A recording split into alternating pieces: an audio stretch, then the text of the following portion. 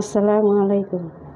সম্মানিত সুপ্রিয় শ্রোতা মণ্ডলী, আসসালামু আলাইকুম। দেশে ও দেশের বাইরে থেকে যারা আমাদের ইউটিউব চ্যানেলটি দেখতেছেন তাদের সবাইকে আন্তরিক প্রীতি ও শুভেচ্ছা জানিয়ে শুরু করতেছি আজকের ভিডিও। দর্শক, আজকে আমরা আমাদের ভিডিওতে একজন পদ্মাশীল অসহায় মানুষকে নিয়ে আসছি। তার জীবনে কিছু কথা আপনাদের মাঝে তুলে ধরবো। দর্শক, ভিডিওটা না টেনে সম্পূর্ণ দেখলে ওনার ফোন নাম্বারটি ভিডিওতে পাবেন।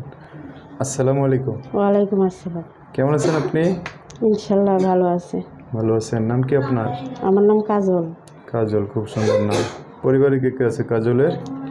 আমার মা আছে, বাবা নাই। হুম। আর একটা ছেলে আছে। ছেলে আছে, ভাই বোন নাই? ছোট ভাই আছে, ওর সংসার আছে, ওর সংসার নিয়ে ও ব্যস্ত। মানে ওনার সংসার নিয়ে উনি ব্যস্ত, আপনাদের খোঁজ খবর নেয় না? আপনার মা কি আপনার সাথে থাকে না ওনার সাথে? আমার সাথে থাকে, বৃদ্ধ মানুষ। আচ্ছা, তো উনি ছেলে, উনি না রাখবেন আপনার মাকে, আপনার রাখতে হয়। আজকালকার দিন তো জানিনি, ছেলে উল্টা, মেয়ে একটু উল্টা উল্টা। উল্টা উল্টা দিনকাল। হ্যাঁ। স্বামীর সাথে কি হয়েছে?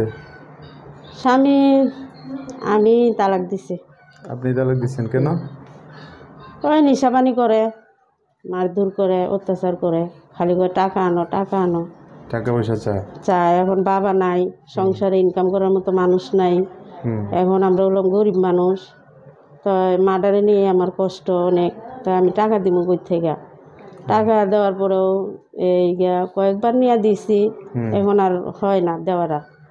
তার জন্য বেশি অত্যাচার করে, দিতে পারি না দেখাই। নেশাপানি করে বেশি না? হ্যাঁ।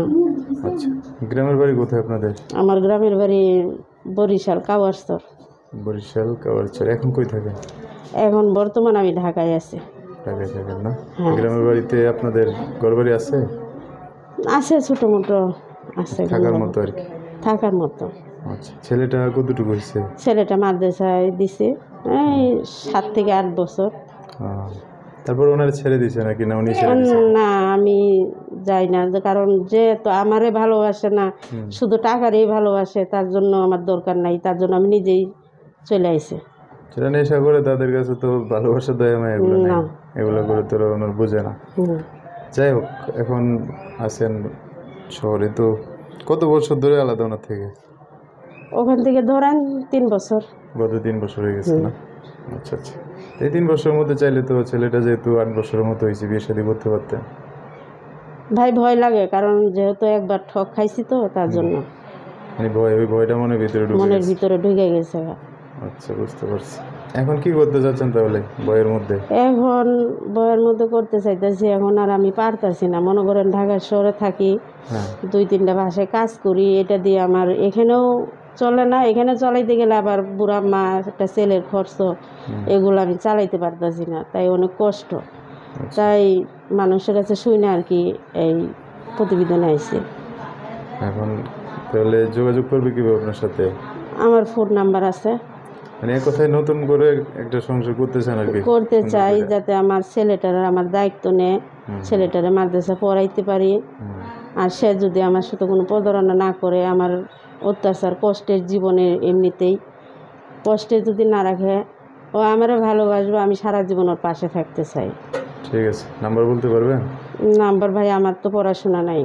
আচ্ছা, আমি বলে দিচ্ছি, আমার সাথে বলেন। হ্যাঁ, আচ্ছা। আচ্ছা, কোনো কাজলের নাম্বারটা বলে দিচ্ছি, উনি আমার সাথে বলবে। নাম্বার হচ্ছে 019 019 19 19 57 57 09 09 09। 09।